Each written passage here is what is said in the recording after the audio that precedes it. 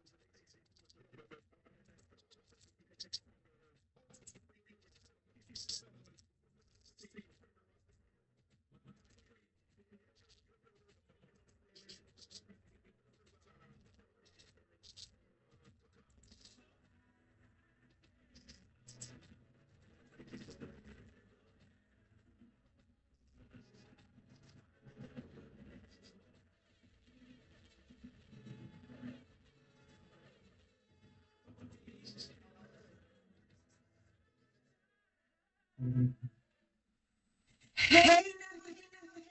happy Wednesday. It's hump day, great day to talk about books. So I am blessed today. I have another author for y'all. You're gonna love him. You're gonna love him. But before we get started, like I always do, is I want to talk about literacy events. But first, let me say welcome to Reading to Feed the Mind podcast. I am Stacy. Stacy Woods, your host. And so what we're going to do, we're going to kick it off to discuss a couple of literacy events that's coming up.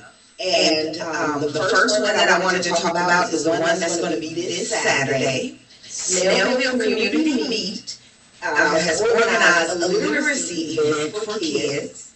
And we're going to be at Zor United Methodist Church. And we're going to have authors, they're going to have activities, we're going to have free lunch. And it'll be a couple of hours. The flyers just on your screen. It'll be Saturday, June 29th, as I said, 11:30 to 2:30 at Zor United Methodist Church in Bivin. And so we have storytelling. We're going to have a lot of authors that's going to be their children's authors. So we're going to have free books and just a really good fun event around literacy for our kids. And the next event that I wanted to share with you all is not so much an event, but we have a tutoring session of a high university center on the corner of Wesley Chapel and Harrison Road. They're going to have for the month of July 1st through the 31st. They are going to have tutoring. They're doing reading, writing, and math, and just preparing the students for their next grade level. So the idea is to have them start reviewing the material that is covered for their age level before they have to go to school. So and it says limited space. They want you to enroll today, but I don't see you enroll information. I will get that for you. And we'll announce it in the next minute.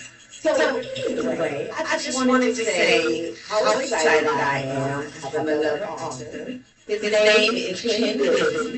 Kenn and I, welcome Kenn.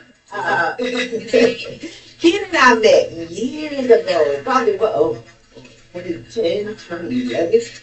It's been a while. It's been a while. I had a flipping sign near Piedmont, near the Piedmont train station. There was a bunch of nice little coffee cafe right there. It was so nice, and we would go for lunch, and she allowed me to host this event and what I did, I brought in independent authors, and they talked about their books, they signed books, sold books. So it was a really good event, and yes, we will be doing it here.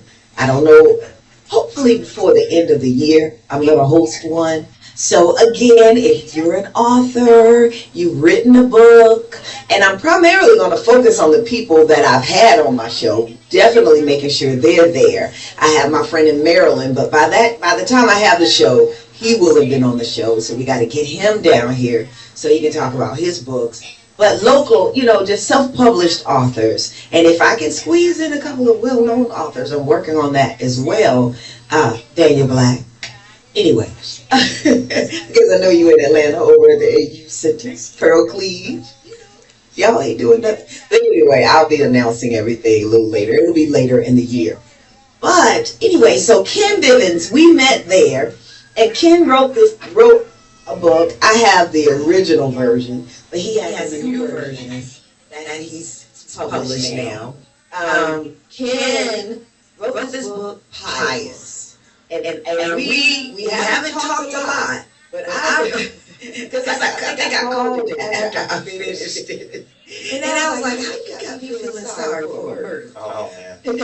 So it was a really great book, and I'm going to let him tell you about it because he's here. I don't have to tell you about it. I'm going to let him tell you about it. So Pious, first of all, thank you to CLTV and Stacy for having me. Stacy supported me in the very beginning of my writing career with my first novel, Pious. Pious was a manuscript that I wrote with a friend of mine during something called National Novel Writers Month. in November every year is where you, from start to finish, 30 days, write 50,000 words. And a friend of mine challenged me to do it alongside him. I had no idea what to write. I just wrote off the top of my head about this subject matter that I was reading about at the time, which is recidivism rate between murderers and sex offenders, the differences. And so I wrote this 65,000 words, and I got an editor. I worked in media at the time, so I had a couple of people who worked in television, who were novelists, who gave some really great advice, and ended up leading me to a small publisher where Pious got published. And there it began the writer's bug, And since then, I've written several other books, but we're going to talk about Pious. Let's talk about Pious, but you're not leaving without telling me about these books. So we are going to talk about that. So, all right, so that was interesting. I do remember, I guess I did remember, because I know when we first met, that was back 13 years ago. Ooh. Anyway. When the world was normal.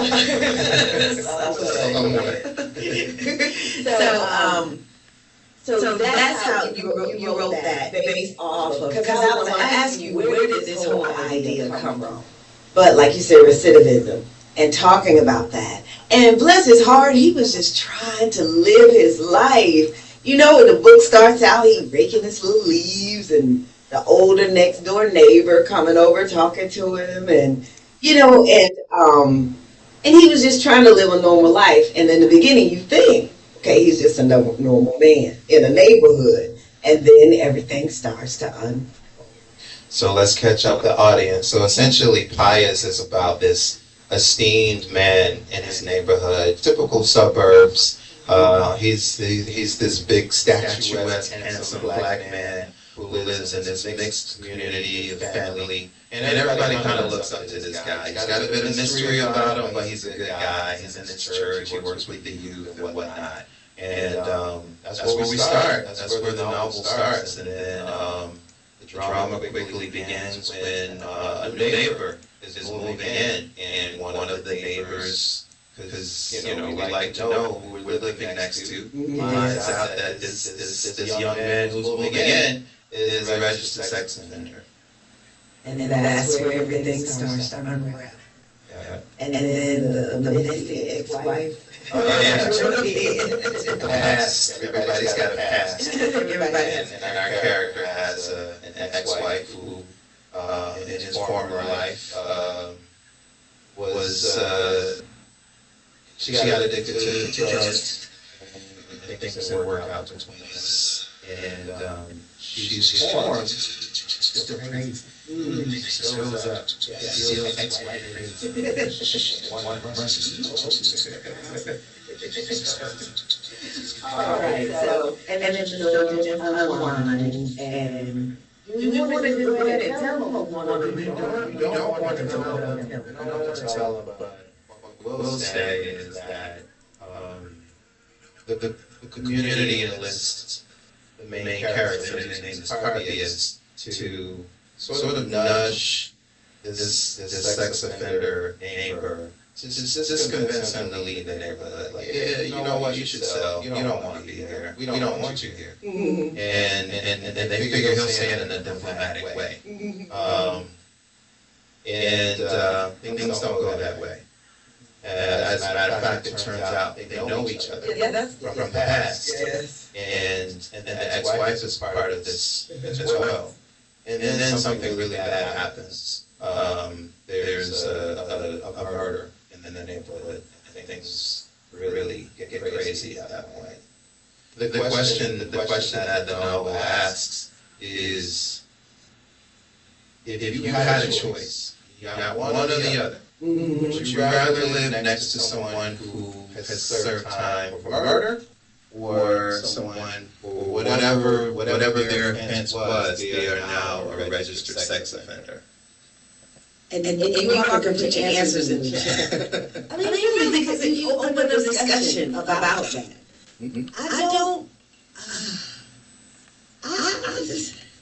think got enough to know, especially at this age, because small kids. And so if they were somebody like Carpius, who was honestly just trying to start over in his life, then I'm like, let them be. Let them be. And I guess I'm an optimist. I'm reach out and touch somebody's hand, make this world a better place if you can. I'm that. So as long as you're not bothering me and you're like he was, just trying to live, I don't know.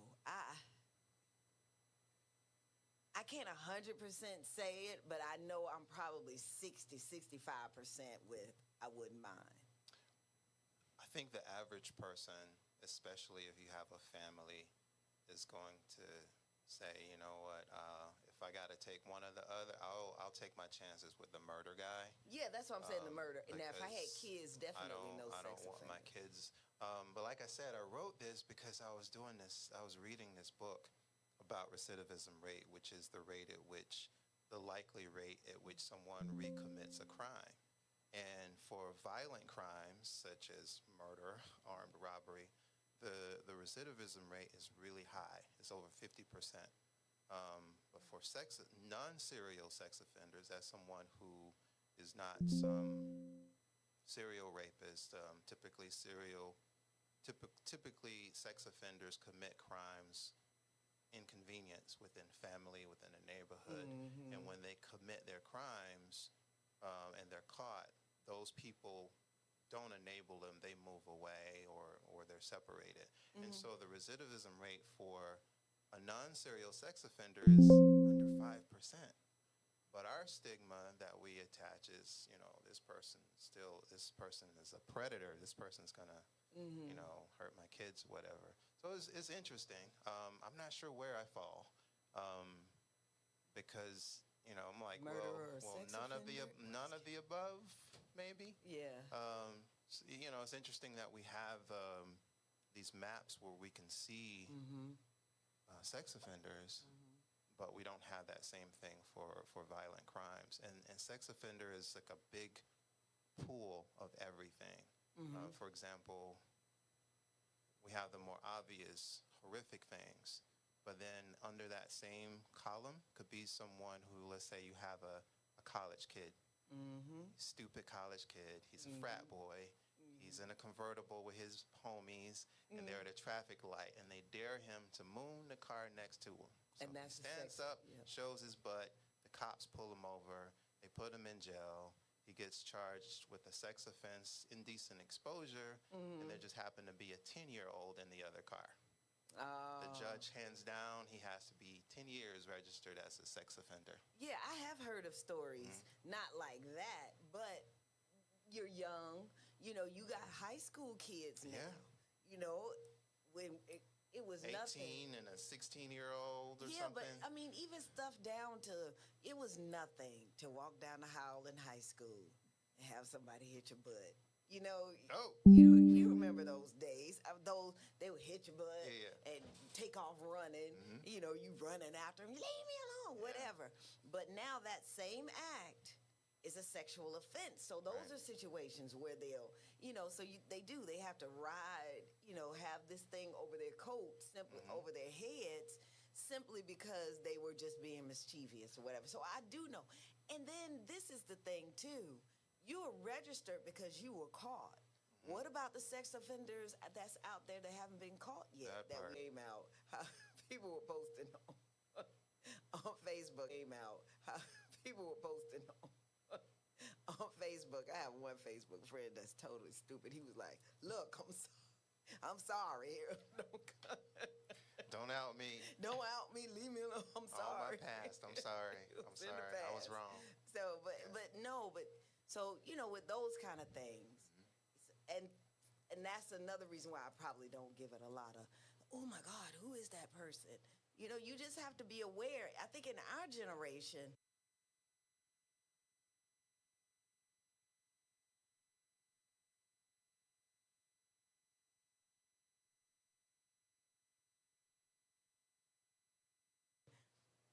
or in the South especially, think about how when you were little kids and little girls, your mom, your aunts and uncles, you weren't allowed to be around no grown men. You know, going over there and play with those kids. And the older you got, they watched you to keep you from that because they knew men were mischievous, not, you know, crazy. Or you got sick-minded people. So anyway, but now your book, we can get Pious on Amazon. Pious is available everywhere. Everywhere. Of the main character when he of the main character when he starts to cross over into his old self and he's kind of looking a little murdery, she's there to somewhat bring him back. Okay. And her son, an 8-year-old, he represents the innocence of the neighborhood. Yeah, everything in which you have to take in account. Because, but you know, but again, when we were growing up, nobody had to worry about listing sex offenders because our parents knew the potential of what could. Well, we had the village. And you had your village, and then, yes. You know, people would know either in the neighborhood or in the church. And, yeah, people talk. And so the neighborhood, the village would watch out for the children. Keep away from Uncle So-and-so because he'd be looking real strange on a Friday night after payday. So, yeah. Yeah. Now, let me ask you, so who is your favorite author? Oh, there's no one favorite author, but one of my favorite books is Ralph Ellison. He wrote this book called Invisible Man. Yes. It is one of my favorite books. When I mentor boys, they have to read the first few chapters of that book before I take them on. Richard Wright, he wrote Native Son and a couple of other books. John Steinbeck, he wrote The Grapes of Wrath and Of Mice and Men. And then some modern guys like Ta-Nehisi Coates. I love that dude. He started writing articles and essays, but he's written a novel as well. So, but I'm also, those are favorites, but I read everything. I think when you write, you have to, just like in this world, you've got to try different things and try a different voice. So, so I try to read a bunch of different types. And so right now I'm working on 2 books, and they're very, very different in their tone, and they borrow from a few different genres. So you answered one of my questions that I was going to have for you because, you know, once people started finding out about being an independent author, self-publishing, you know, it's like, oh, I'm going to write a book. And there's nothing wrong with that. But, you know, every now and then you get questions. And so I want to ask my authors, I know you said you got inspired because you were in a competition, but how did you ever ever think that you were going to be a writer? Not with words. So I, previous to writing, I was a career illustrator. I worked in illustration, I worked in animation, and the media and advertising side. I drew comic books for a while. So I told stories. I just told stories with pictures. And so I knew that I wanted to tell stories. I didn't realize that I had the means to write a bunch of words, and so I figured, oh, let me try it. I got ideas. So it was just another form of discipline in telling a story. I like telling stories. I like the feedback of writing, and I still like drawing. So yeah, I'm a storyteller. I don't know at what point I wanted to write. I journaled as a teenager to deal with the teenage angst and anger. I wrote, I guess, what people would consider poetry today. But I didn't write any kind of novel or anything until Pious. Okay, and you mentioned you wrote in your notes about Sydney that you needed to give her a life. So your character development, Mm-hmm. What's your general process for that? Because I found a sheet, I don't know where I found it, but that you give your backstory to Mm-hmm. all your characters, and I started on it for my next book. Oh, And good. I started, but again, it's sitting there. You write a little bit, and you be like, okay, But I did start it because when you can give your characters the backstory, Mm-hmm. they come alive because you know exactly who they are. It's like, so when I wrote Pious, I had no rules. I've Mm-hmm. never taken the first writing class. I didn't go to school for it. I just started writing. And I would write a lot of notes to myself. I Mm-hmm. need this, I need that. And so I'd come back to it the next day or the next week Mm-hmm. as a challenge. I didn't know about character development Mm-hmm. at the time. Mm-hmm. So I just wrote, and an editor helped me to flesh out certain things that were two Mm-hmm. dimensional. Now I do that, and it makes a difference where it don't have anything to do with the novel itself. Where, let's say you have a character, Mm-hmm. you basically write everything as if that's a real person, Mm-hmm. and ask questions like, if I walked into this character's bedroom any time of day, would there be socks on the floor? What's Yeah. on their bed? Is their bathroom neat? What's in their refrigerator? Stuff that may not have anything to do with the story, but you're getting to know like a real person. Mm-hmm. And so that's how I flesh things out now. I Mm-hmm. actually spend time with these characters, and whether I like them or not, I can write about them. Okay. That's deep. But I've heard it, I've heard from interviews of some of the top authors. Hmm. That is what they said. And I felt better when you hear because in my generation, I think we kind of in the same, but in our generation, you know, if you wanted to be an author, oh, well, you have to major in Hmm. literature, and Literature. literature, and and go to this school and write for this essay and Hmm. do all of that.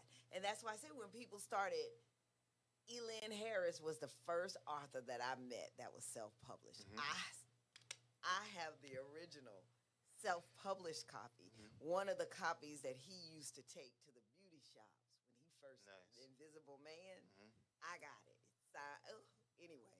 So he was the first one, So and I lost my thought, but but no, but I was saying that it makes you feel good when I hear people like Bernice McFadden. Have you Hmm. read any of her stuff? Hmm. She was one of the first authors that I wrote reached out to when I finished my book, Mm-hmm. because she was a Facebook friend, and social Uh-huh. media was so good back then in connecting people Mm-hmm. you wouldn't normally be connected to. Mm-hmm. So she was really helpful in offering advice with regard to looking for an agent, whether I wanted to do that Mm-hmm. or whether I wanted to self-publish. At the Mm-hmm. time, I thought people who self-publish are people who aren't that good. And I've since learned that Don't talk that's not about me. true. It's not. My book is It's good. absolutely not true. And I also learned the hard way because I didn't self-publish initially. Um, the though Pious was in Target, Walmart, Barnes and Noble, um, the publisher got paid. I mean, I got paid some, but as much as I saw my book and as much as I saw my book being reviewed, I thought I was going to get paid. Yeah, no, people don't And so, understand. like 6 months after the book was released, I got my first check, and it's like, what is this? Is this a mistake? Um, so I found out later, um, when I wanted to write my next book, that I wanted to try it myself, Mm-hmm. and I'm glad that I went that route. Won't look back now, even if a publisher approached me about any of my properties. I like being independent at this point. Lots Mm-hmm. more control. Um, so lots more work to do. Oh yes. But it doesn't, just because you self-publish, it doesn't mean that you're not as good. And then let's say that you write a book today, or no, you wrote a book last year, and you get an agent, and they get you signed with so and so. Now, your book, you have a deal, maybe you even have an advance, but you're a new author, and publishers, the big publishers, they have a list of the releases a year to 5 years out. They schedule you 4 years out. You gotta wait 4 years before your book comes out. You have no control over that. You have no control if it's gonna be next season or 2 years from now. And then because you're new, you're also not going to get much of an advertising budget unless you know someone. So it's just a lot of those little intricacies that, yeah, it's cool that somebody wants you, but then you kind of have to wait on a shelf. Yes. I didn't like that. And then this is the other thing with publishers. You know, you talked about your check and how small it was because they got theirs first.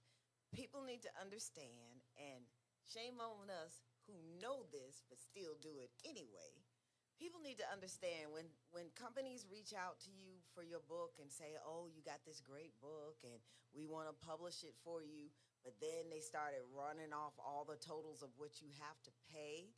They're going to publish, but they're more of a middleman publisher because what they're trying to do is prop you up so that a big publishing house will come and then They can sell you.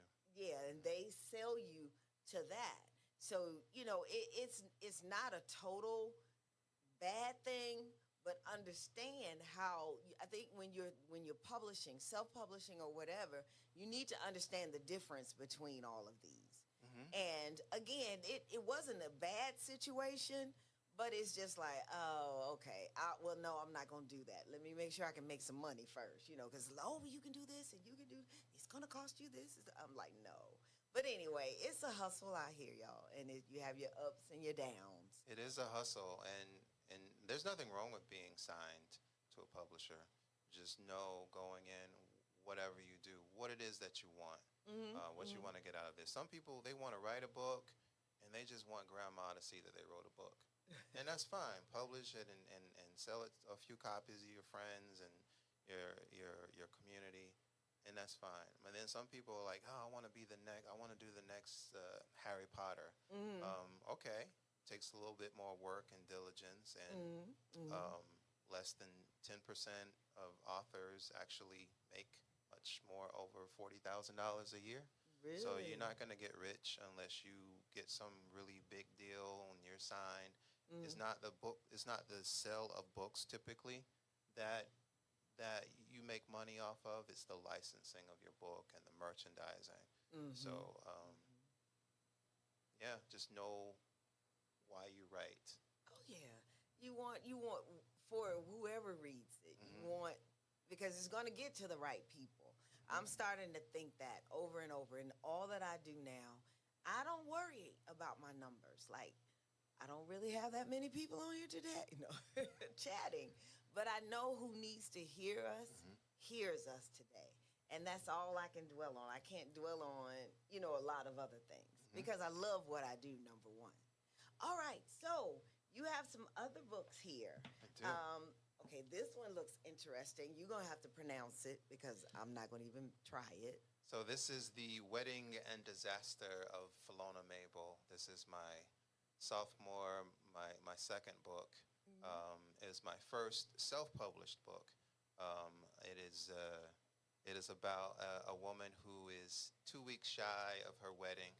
She is estranged from her mother for about 8 years, and she gets notice that her mom is in a coma and on life support, and her being her only child, her mom has left an order that she wants her to handle her business. So Philona goes to the town that she grew up in to essentially say goodbye to her mom, and the twist is that Philona's mom didn't really like her all that much because Philona is a product of rape. She didn't look like her mom or her adopted father, and so there was a lot of push and pull and struggle with identity. So anyway, Philona figures, well, if I resolve this before my mom dies, then I can live my happily ever after. And so by the time she gets to the hospital, her her mom doesn't die. Her mom actually wakes up in good health. And so the book is about the reconciliation between mother and daughter. Okay. And she realizes that she can't have her happily ever after until she resolves the disaster of her past. Okay. Ooh, that's gonna be good. Yeah. We're gonna have to put this on the calendar and bring you back to talk about it. Yes, When I working on a follow up for that one as Yes. well. When I can read it. So we're gonna put that one. And then you have these two books. Hmm.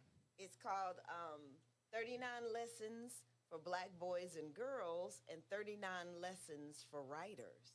Yes. So the 39 Lesson series is something that happened right before COVID. It was supposed to be a celebration of my now adult sons. I used to write a blog about parenting and advertising and when my kids were younger. And I went through this stage where I would write lists. And one of the lists that I wrote leading into Father's Day was called 39 Lessons for Boys. And it was essentially a reminder of things that I had taught my sons over the years. And that list, that post was really popular at the time. Fast forward maybe a decade later, my aunt, who's a retired principal, counselor, teacher, she wanted to use the list with the kids in her church that her and my uncle were mentoring. And she asked if I would print her a copy. Well, this is my favorite aunt. Like, I can't just print you a copy. I got to put it in a nice format. Yeah. And so by the time I did, I figured, well, this is actually consumable for others. And so once she saw it, she blessed it for the world to see it. And it was 39 Lessons for Boys. I have a goddaughter, and I had to do her justice, so I collected similar for her, 39 Lessons for Girls. And I released those two books on my youngest 21st birthday. Okay. And shortly after that, I decided, okay, you know what? I need to do something for the older kids. So I did 39 Lessons for Teens. Okay. But deep in my gut was the real story I wanted to tell, which was 39 Lessons for Black Boys and Girls. Okay. Much more nuanced experience for kids a little bit older. The Boys and Girls series are for like 6 and up, but for Black boys and girls, it's for 10 and up because it deals with more mature things in a lot of communities. But that book came out right when COVID was starting. Okay. It came out the February 1st, and then everything shut down in March. And then I the remember, world blew up then you in put June. it on Facebook. Yeah. You had these. Yeah. Because I don't know why I felt like I talked to you about it. And I was like, yeah, because of everything that was happening that May and June, the book just went crazy and became a #1 bestseller for 3 years, and it's been going strong since. So the 39 Lessons series are those 4 books. There's more coming in the series written by experts in the field of different topics in the future. The 39 Lessons for Writers, that's not an actual book that's for sale. That's a book that I have for people who are a member of my mailing list. And so when they join my mailing list, they get a copy of this book, which is playing on the 39 Lessons title, but it's 39 little tips and encouragements about being a writer. So you don't have to buy that book. If you went to subscribe.kennbivins.com, you could actually get that book for free, and also get to learn more along the way as I'm writing and sharing in my my newsletter. okay. I know when I was writing, I got the book, the first 5 pages. And it's about how to get your book to the agent. And if they don't get through those first 5 pages. Or first 5 paragraphs. Okay, or something to really, get them excited. So what are you working on now? You're working on the sequel to this one? I am working on Two books. I'm working on the follow-up to The Wedding and Disaster of Philona Mabel, which is going to be called The Advent and Undoing of Philona Mabel. And that focal point is about motherhood, different stories within that, a different main character as well. And then the other book that I'm working on, I'm really excited about it because it's a different audience. This is more geared toward young men and boys. It's going to be called Songs to Burn Bridges By. I'm excited about that book because part of my plan when I market it and do my book tour, as opposed to my other books where I go to people's homes, their community centers, with this book I'm only going to do book tour within institutions. So detention centers, boys' homes, medium security prisons, low security prisons. That's where my heart is with regard to literacy, with regard to writing stories where we are in the stories. That's my motivation. That's why I like to write. That's why I like to draw and tell stories. I want to create what I didn't see as a little boy. And so... And I've said this before, you know, my first book club, I helped found it, and that was our whole purpose back in like 92, because you couldn't get, publishers didn't want us. If you weren't Toni Morrison, Alice Walker, you know, who else? Sister Soldier, was she around at the time? Maybe. She was around. I don't know if her book was out, though. But anyway, if you weren't already established, then, you know, they were like, well, black people don't read. And, you know, the lady that was our president at the time, she was like, we're just going to support our black authors. And that's what we did. And that's what I continue to do. Talk, let's see, what's our time? We got time. Talk about the importance of getting your book edited. Oh my gosh. Yes. Have you ran across, because I do support, and whenever I would meet someone that has written a book trying to sell their book, right, I'll buy it, and then I go home sometimes and it's like, really? You know, and so much so that I even for a hot minute was offering my services to edit people's books. That bad? Yes, because what was happening, people were writing it. I remember one guy, and I'm not going to say anything because we Facebook friends. And I think he was at the event too, Okay.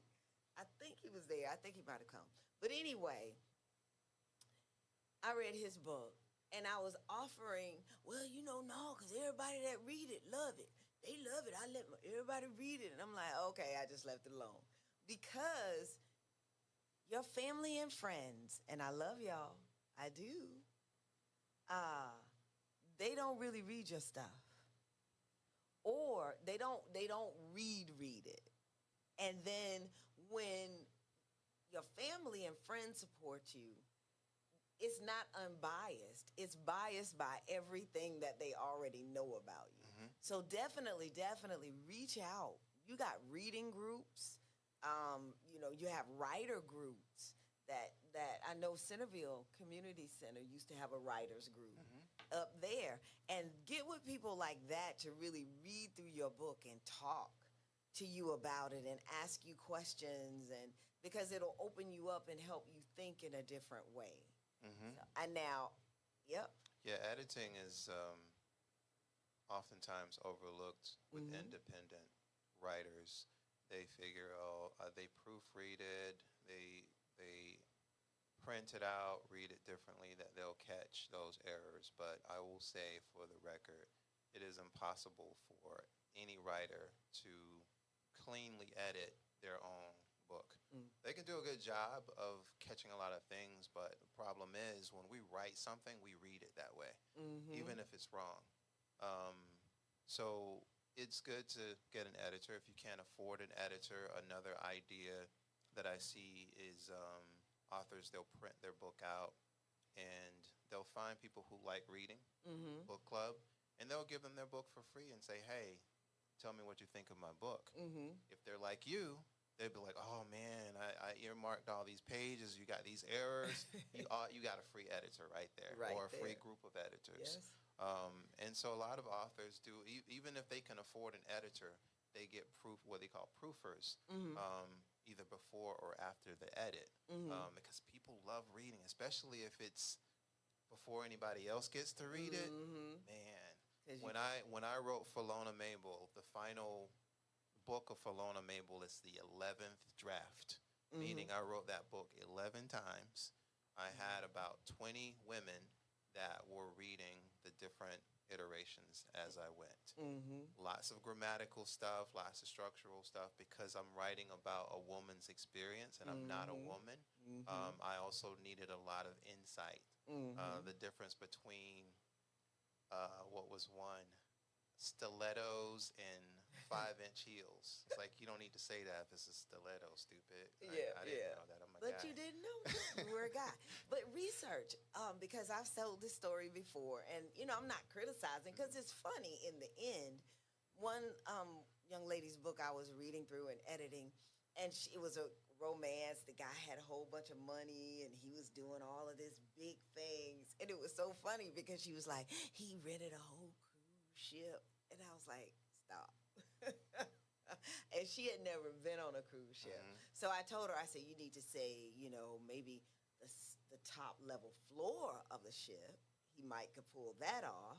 Or if it was, you know, a ballroom or something, or just rented a yacht. A simple yacht would have been enough. But so, and then timing.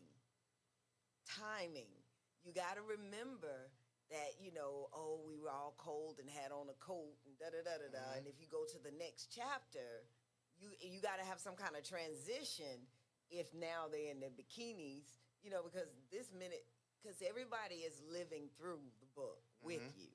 So, and I say all of that, but I'm sure mine was the first book. I still love my stories. And, yeah they probably can be pulled out, you know, more or whatever, but I love my story. Yes. So editing is very necessary. And the worst thing is, like, I think this was with Pious, with the original, when it wasn't even me. I wasn't the editor. I had a publisher. They had an editor, and I found, either me or a reader found, the name was misspelled in a couple of places. The main character's name. It was a difference between an I and a U. Yeah. But it's like, really? Yeah, but and that when is you see it, you embarrassing. can't unsee it, and it's embarrassing because it's like, I'm out here in these streets looking like I can't afford edits. Well, you would have to be a really anal person to not finish the book just because unless it's just stuff blatant. Yeah, there are some that blatant are just really stuff. bad. Yeah. And sometimes it's but not as even. a reader, you know, you would go, wow. But if it was good and kept you going, it's a good storyline. But yes, editors and proofreaders are good. Proofreaders are good because there could be an instance where the book goes to print and it prints 2 pages in duplicate, back to back. Like, you know what? I just read this. So it's even little things like that. Mistakes happen. Yeah, they do, because you know, we are not perfect. It is not a perfect world. With the advent of AI too, there's so many AI editors out there, and so whether you're writing a book, writing a newsletter, poetry, you can copy and paste that into an AI editor, and let that be your temporary editor, because it'll point out any glaring things or grammatical things. So AI isn't completely scary, not yet. It is not, and that's what I understand what everybody is thinking, because when I tell you, it's a tool. It's a tool. You're looking for a home? You're looking for land? Look no further. Elite Realty Dominica got you covered. Whether it's to buy a home or build a home or just an investment property, contact Nicole London at 888-860-2366. That's 888-860-2366. Or you can log on to DominicaEliteRealty.com for all your inquiries and questions. Elite Realty Dominica, where exquisite living is defined by nature.